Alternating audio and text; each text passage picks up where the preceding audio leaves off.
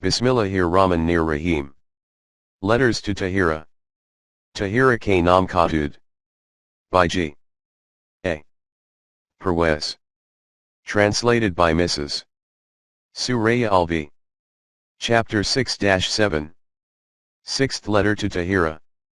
Demand for dowry.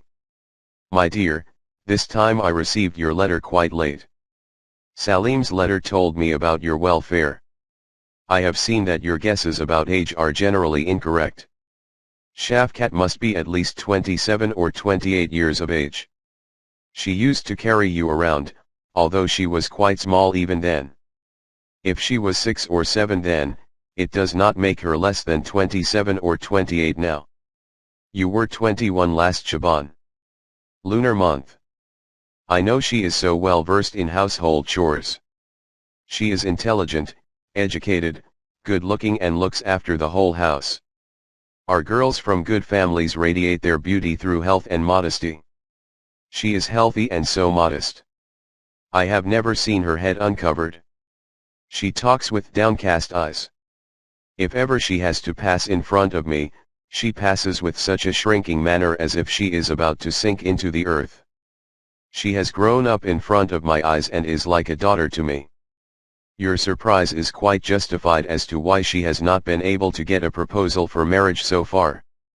It is just your misunderstanding that no boy comes up to the mark in her father's eyes or that her mother wants a family of high status. Matchmaking problems. The facts are just the opposite. The other day poor Chirag Ali tearfully related his tale of woe. He was telling me that proper proposals are available. Women do come to look up the girl and like her, but after that it is inquired as to what she would get as dowry. He was saying that Shafkat's mother has prepared a reasonable dowry for her. In our homes people start preparing the dowry from the day a girl is born. Gradually then, clothes, jewelry, utensils and other necessities of a home are all ready to be given to the girl. All those things are ready for Shafkat, too. But these days these things are not considered as dowry. Somebody demands a motor car. And somebody wants a bungalow. And somebody is wishing for 10,000 rupees in cash. He was telling that a few days ago there was a proposal from a place called Tirgaran's locality. The boy is a matriculate with a salary of 60 rupees per month, but his demand is to study abroad. If we can afford it then he will marry our girl. Whereas Shafkat has a bachelor degree. Shafkat's father was relating this story and was becoming besides himself with anger and grief. With a sobbing voice he said, I have foregone many conveniences, even lived hand to mouth, but I saw to it that my daughters are well brought up and gave them a good education. Now to send them off from the house you need thousands of rupees. Whatever I spent on their education, if I had been saving it, surely I would have the amount which is being demanded now. Just see how people think. If an uneducated girl brings along 10,000 rupees, then they accept it. But if the same amount has been spent on her education, then they do not value it and nobody inquires about such a girl. Her crime? Her crime is nothing except that she had a foolish father who preferred educating his daughters and now he is too poor to give bungalows and cars in dowry. So these innocent girls have to pay the price of the crime, my dear brother. He is older than I am but he always addresses me with respect. They are love and sincerity personified. My dear Tahira, after they depart, you would not find such people even if you leave no stone unturned in search for them. There are very few people who might be knowing that brother Chirag Ali and I have merely been living in the same locality. Generally people think I am his elder brother. Demand for dowry. Brother Chirag Ali continued then. Only I and my God know how I sent off my eldest daughter Ismat from my home. Now it is Shafkat and 2 more younger daughters, also grown up. Now you tell me, at my age how do I fulfill the dowry demands? My dear brother, when I go home in the evening, the sight of these 3 grown-up girls makes my heart sink. But the thought that my moroseness may affect them adversely, I smile a fake smile in return to their greeting me. When I face the food, each morsel feels like poison going down my throat. When your sister asks about my success in this respect, I only sigh and she starts crying involuntarily. I do not have a house which I could sell or a property which I could pawn. Firstly, nobody would lend such a large amount. Secondly, even if I could borrow it, a big chunk of my salary would go towards paying the installments. Then what would be left to feed the children? Dear Tahira, did you hear why Shafkat does not get a proposal? Every time brother Chirag Ali tells me his harrowing tale, I wonder why the sky does not fall upon us, or the earth does not give way. Just think, most of us have boys as well as girls. Poor Chirag Ali has daughters only, he does not have a boy. But other homes do have both, boys and girls. We all demand dowry worth thousands of rupees when we want to marry our boys, never thinking that tomorrow when we have to marry off our daughters, where would we get all that money from? All of us, whether rich or poor, have to face these worries when we have to marry our daughters, but there is nobody who would forward a remedy for this universal and self-created malady. Dirty mentality. Tahira, have you ever wondered what kind of mentality produces these demands for dowry? The mentality that thinks that a woman's status anyway is inferior to man. Since a woman is inferior, when a man bestows the honor of making her his wife, he encashes this investiture, and the price is called the dowry. You did witness the bargain of Reman Kamba's cow when you went to the village. The bull's owner was not willing to exchange his bull with the cow. Reman had to pay along 50 rupees with the cow to get the bull. But our girls fare less well than a cow or buffalo. If Reman had to pay 50 rupees along with the cow, at least he got the bull. Here on the other hand, the girls' side give their girl along with 10,000 rupees. And the boy's family take all this, and then take away their boy, too. Meaning, 50 rupees, the cow and the bull all become the possession of the bull owner. Tell me, have you even seen this kind of bargain being transacted anywhere? Have you ever seen such useless commodity whose removal would cost you 10,000 rupees? My dear daughter, this is the status we have given to our girls. A few days ago your uncle Razak told me about a good proposal for his daughter. Since the boy's father was no more, he would come himself to talk things over. Razak was hesitant to talk to the boy, so he asked me to do so for him. So the boy came to our place. He was gentlemanly, educated and discerning. I liked him. The bargaining.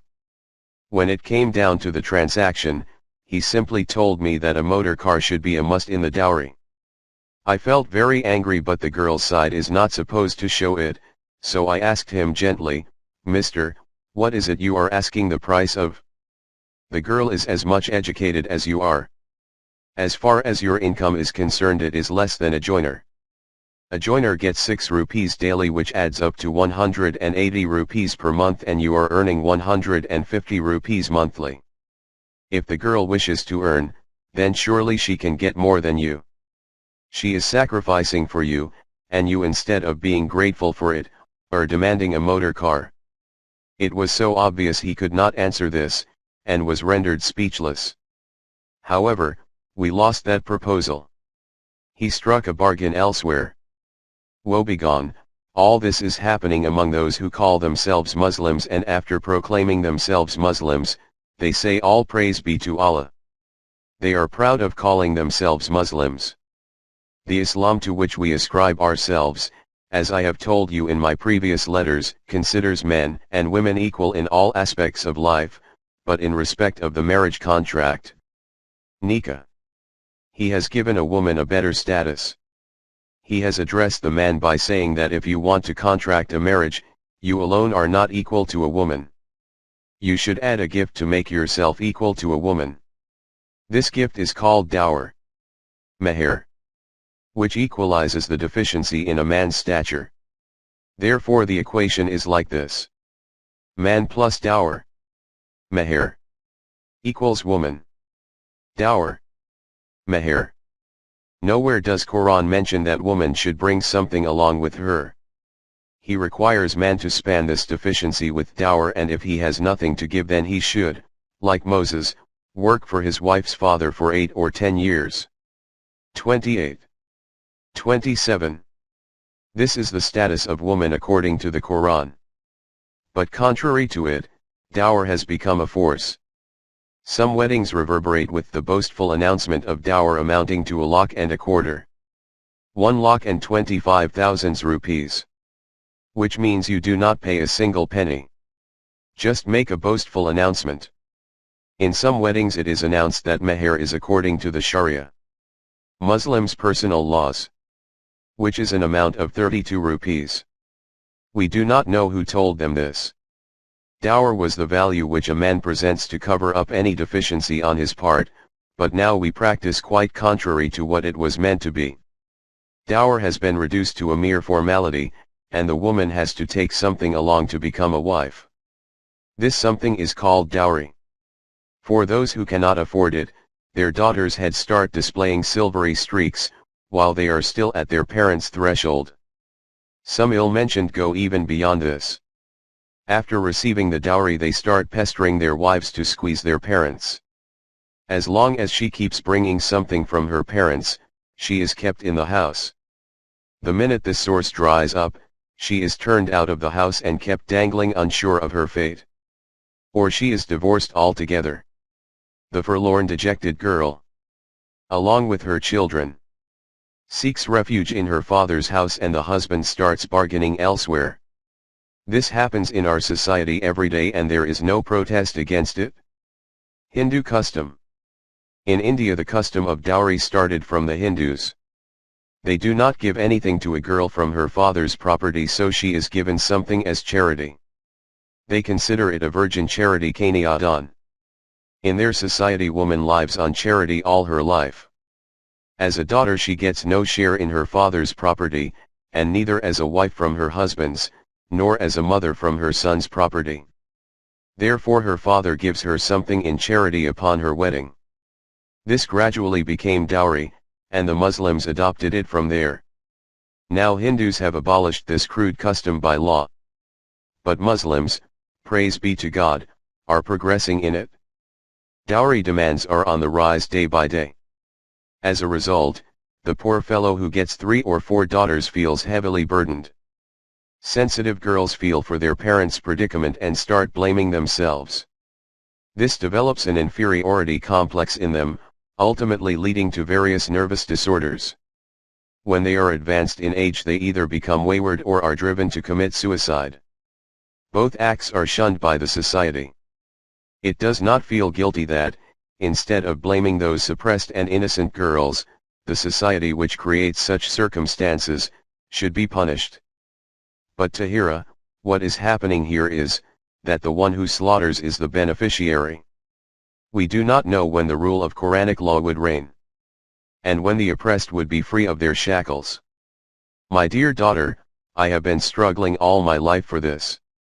Perhaps you would be able to see its results. Do think of something for that poor Shafkat. She, too, has a right over you, or for that matter not just she, every oppressed person has a right over us, because we, too, are responsible for their oppression. Therefore, please do something for that poor girl. God be with you.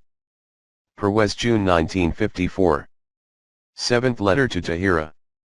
Friction between a woman and her mother-in-law. Yes, my daughter, your friend Rashida passed away at long last. You wonder as to how she could go away at such a young age, and I marvel at the fact that she survived that long.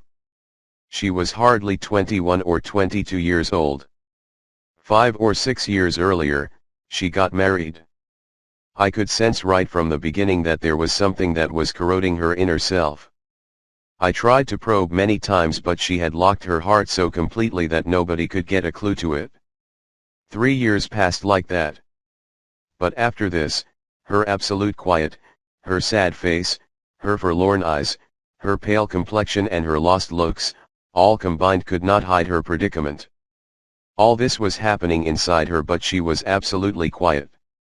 Then she started running a temperature, which told us that this quiet volcano or fire had burned even her bone marrow, which led her to her death. Rashida was such an understanding girl, cognizant and well-versed in domestic affairs. More serious than girls of her age and very sensitive. She was about 13 or 14 when her father heard a cleric say that when a girl is physically mature she should not be kept in the house. Until she gets married, associating with her would be illegitimate. So now the problem with her father was not of looking for a good proposal but how to show her out of the house so that he could avoid the great sin of associating with her. To fulfill this religious Sharia need for sending his daughter out of his house, became his top priority. You know it very well that in our homes, every matter can be talked about, except a marriage proposal, which is kept a top secret. Special care is taken that the concerned girl does not get an inkling of it.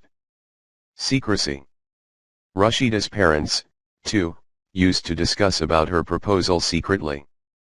People living around might get to know about it somehow, but everything was to be kept a secret from Rashida. Even if she could get to know about it from her mother, it certainly would make no difference. It would have been impossible for Rashida to disclose her likeness.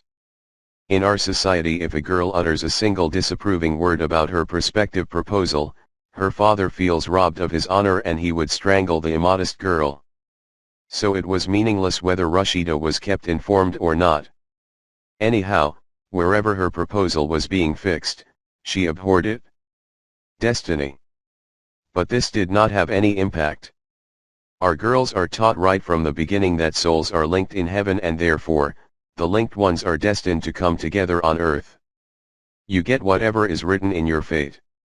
You cannot obliterate your destiny. Their nuptial knots are tied in heaven and the angels have already performed the nikah, marriage contract. On earth, we just follow a formality. We are told that all these details are Islamic law, so there is no question of a girl choosing a proposal. Rashida was a girl with depth of vision and she used to feel that all these things were wrong. Many times she tried and wanted to talk to her mother about it, but every time it happened as if something had got stuck in her throat and she would be forced to remain quiet. The conscience. Do you know, Tahira, what it was that used to prick her and get stuck in her throat? This was that demon which we call the conscience, and we hold it so sacred that its decisions are considered godly and its command is regarded as coming directly from heaven.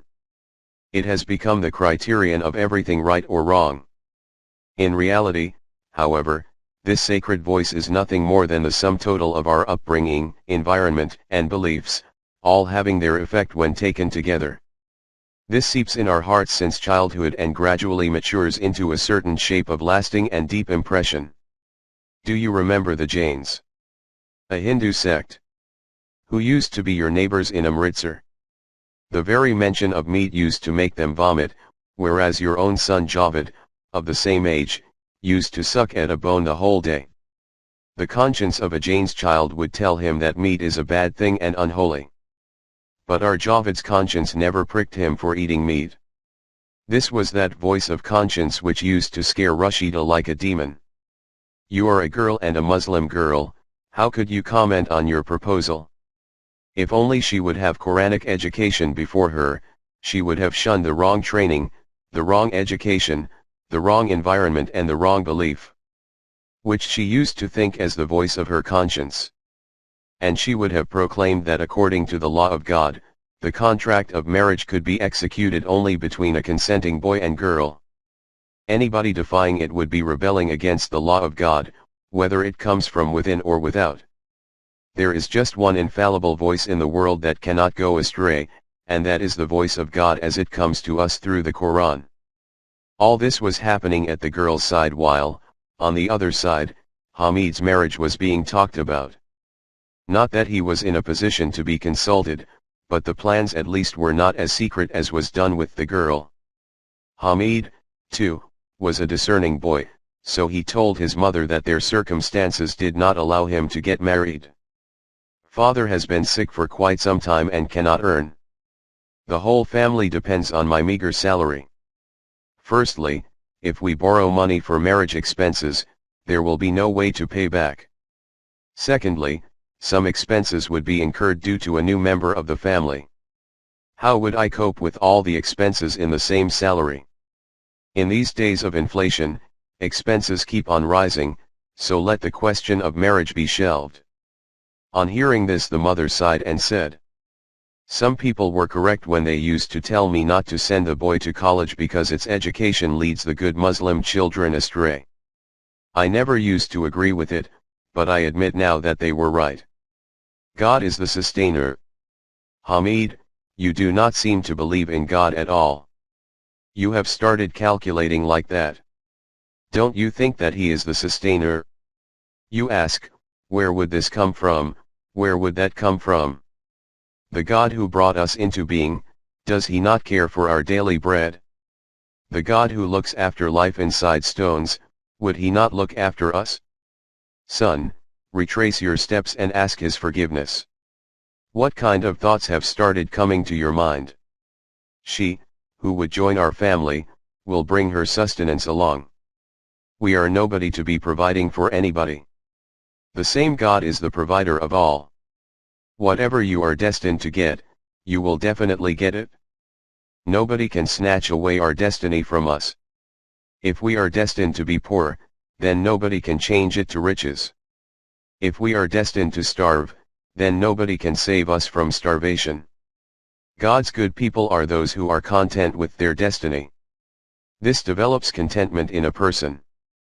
Contentment is so valuable that only special godly people get it. If you study the lives of God's messengers, leading lights, saints and godly people, you would see what adversities they had to face and bear. Trust in God. They had no food to eat, no clothes to wear, no house to live in and no bedding either, but they trusted God and remained content in their destiny. God raised their status. Ayub, Job, was very dear to God. His whole body was infected. If ever a germ used to fall off his body, he used to pick it up and put it back in his wounds and used to say, if you were left on the ground, where would you eat from? God rewarded his patience and made him his messenger. This is, son, true belief in God. Satan has put doubts in your mind and you have started thinking about how, if you got married, you would manage with the same salary. Non-salaried people get their sustenance, too. Was our Nabi, peace be upon him, getting a salary? Hamid's mother said so much in one breath that he could not decide which question to answer, and to end the argument he simply said, dear mother, I say just this much. Do not arrange the marriage just now. Wait some time more, till either my salary increases or at least Majid is through with his college and becomes capable of earning something. Then you can get me married. I am not refusing to marry. His mother, cutting him short, said, son, good proposals do not come by every day. It is just by the grace of God that Sister Sabira's heart is set upon it, otherwise we do not deserve a girl like Rashida. A beauty with brains, educated, intelligent and discreet. Ever since she has started managing the house, it has turned into a nice abode.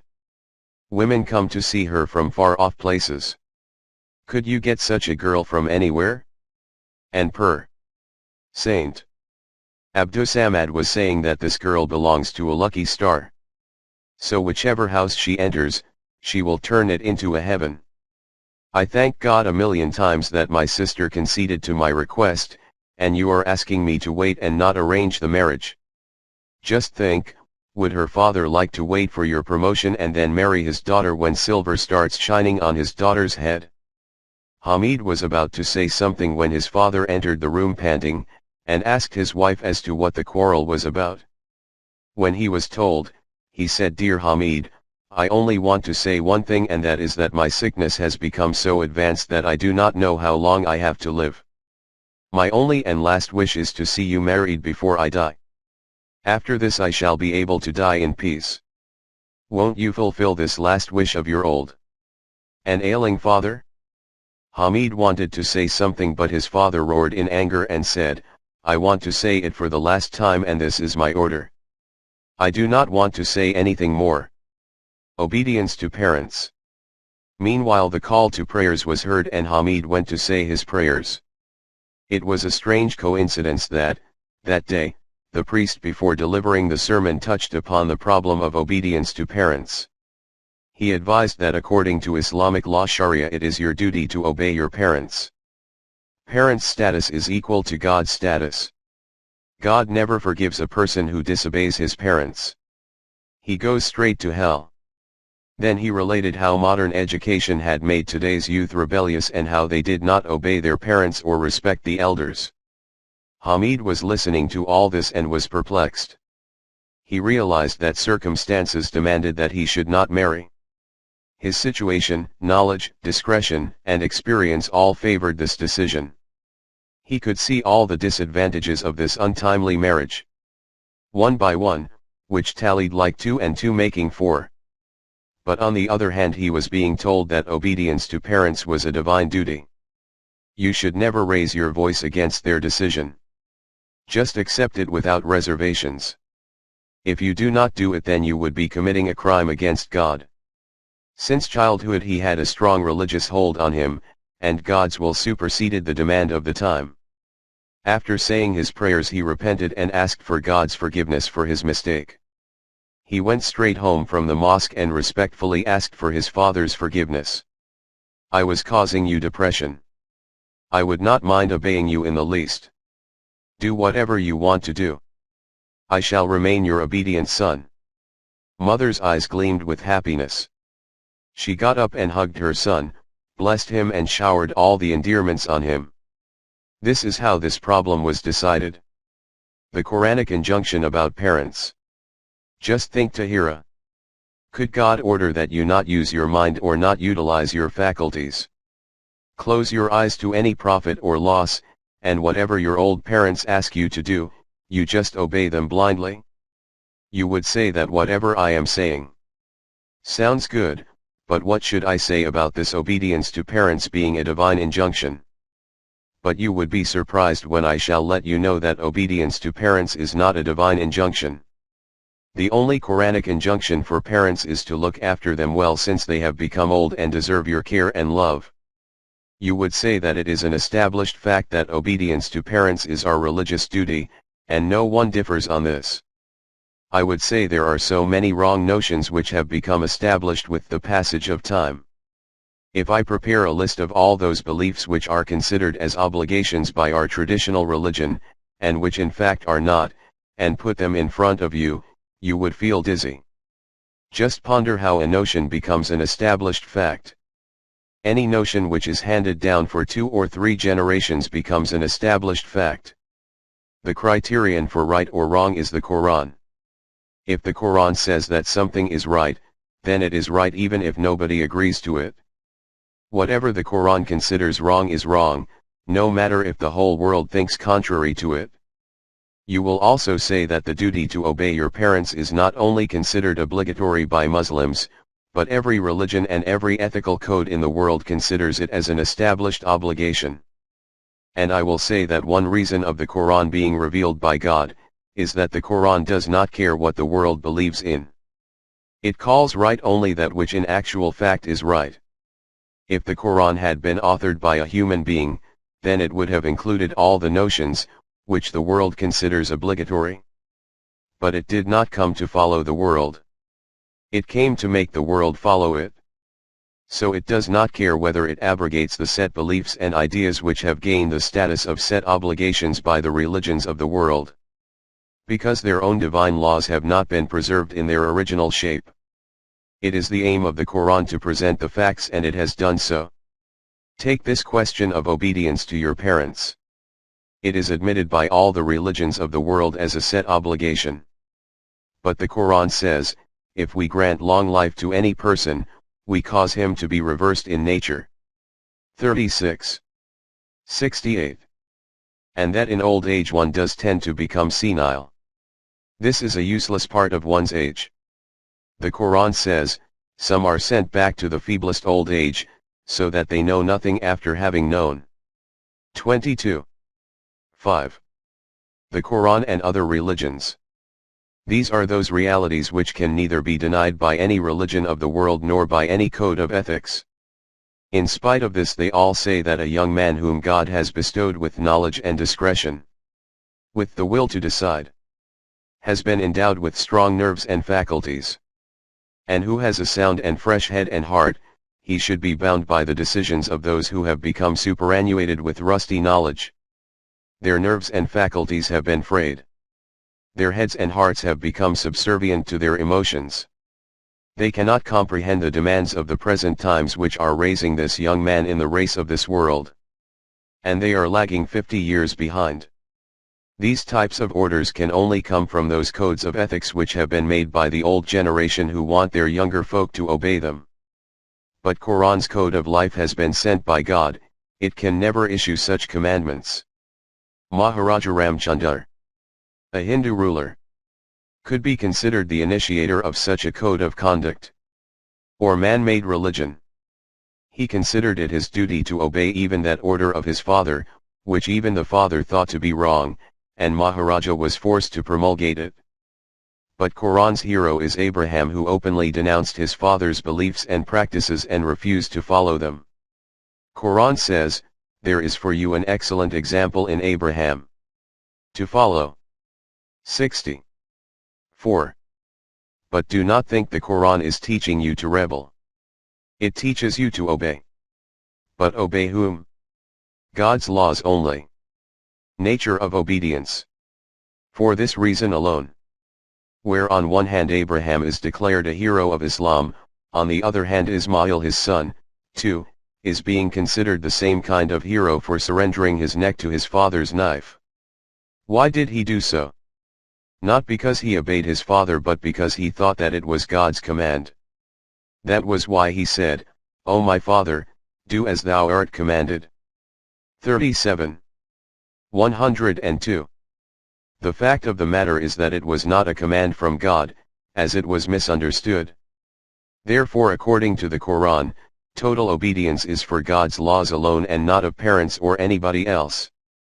The Quran teaches that until a child reaches adulthood, the decision-making on his behalf and looking after him is the responsibility of his parents or guardians. Therefore, he should not decide things for himself. He should follow his elders' decisions. But when he comes of age and becomes knowledgeable, then he should take decisions in the light of divine laws himself. Therefore, for a knowledgeable young person, total obedience to his parents is out of the question. It is a blessing that mankind on the whole has not adhered to this code of ethics, i.e., obedience to parents, and was not feasible either. Otherwise, if whole of mankind had followed it, then the world would have been stuck at the same place where it was at the beginning. There would have been no progress in any sphere of life, because if the present had been bound by the previous generation's decisions, how would it have advanced? The old generation considers its past as the best period of mankind, and grinds its teeth if ever anybody digresses an inch this way or that way. This is the reason why every aged person's nostalgia makes him cry. He belittles the modern time. His times look so rosy to him that he curses the present. The universe is rising upwards and not downwards. It is taking its strides forwards and not backwards. Anyway, my dear, this is the decision of the Quran about a concept that you had been thinking as an accepted reality. Now, I hope you understood how Hamid had been put upon a wrong track by the ignorance of that priest addressing the gathering in the mosque. Anyhow, this was how Hamid got married to Rashida. The first 1 or 2 months were glossy, but after this the bitterness of having taken a wrong step started surfacing its ugly head. Mother-in-law problem. In human society, the mother-in-law problem is so deep-rooted and complicated, that the human mind has yet to solve it. Whether in the East or West, the mother-in-law problem is present everywhere. In the East, since a wife is the weaker vessel, it is always the mother-in-law pestering the daughter-in-law. But in the West, where women are dominant, the poor son-in-law considers his mother-in-law a demon. Sometimes it happens, without doubt, that you get a mother-in-law even more loving than your own mother, but this is one of those exceptions that do not prove the rule. Generally it happens as I have mentioned above. As far as I have pondered, the mother-in-law problem is more psychological than social or economic. The way a mother has brought up her son, she considers him her sole property. And she considers all rights reserved in her favor. She just does not want to share his love and attention. A mother nurtures all these sentiments unconsciously until her son comes of age and she starts thinking of marrying him. At that time, it does not occur to her that she herself is bringing home somebody who would become more absorbing for her son than herself. The mother. She thinks that she is getting a wife for her son, and since her son is her sole property, therefore whatever would belong to him, would automatically belong to her. The only status that she gives to the newcomer is that of a vehicle to provide her with grandsons and granddaughters. She is so absorbed in doing all this that she does not realize she is bringing in a shareholder. But after she brings the daughter-in-law home, it suddenly dawns upon her that her son is no longer under her thumb. Since the cause of all this is daughter-in-law, the mother takes her as a person who has robbed her of her dearest possession. And she is then bent upon to take revenge for her loss. Her son cannot judge the psychological change of his mother, and neither can the daughter-in-law, since it does not occur to them that they have snatched something from her. So they keep looking for the reasons for the mother's annoyance elsewhere.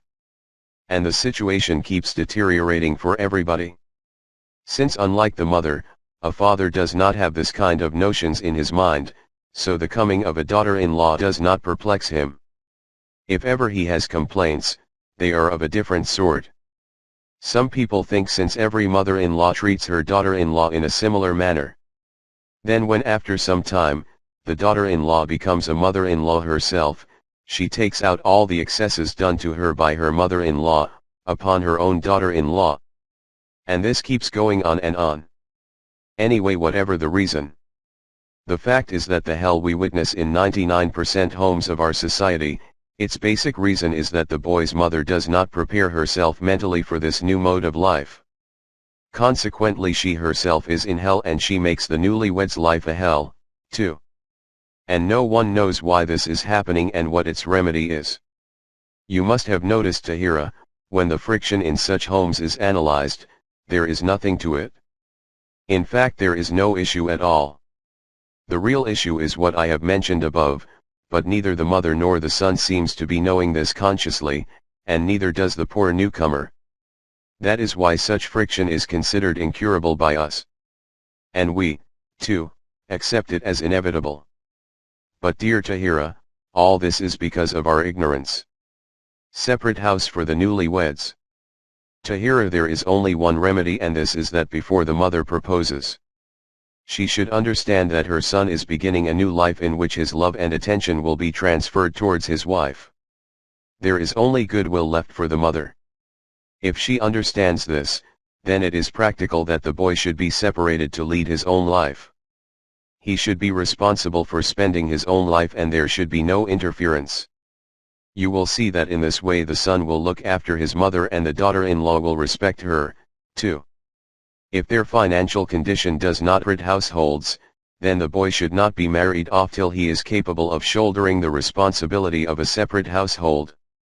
Otherwise there is no way to save our homes from the fire of this hell. In Hamid's case, his mother had financial difficulties besides psychological problems which were apprehending him at the very start.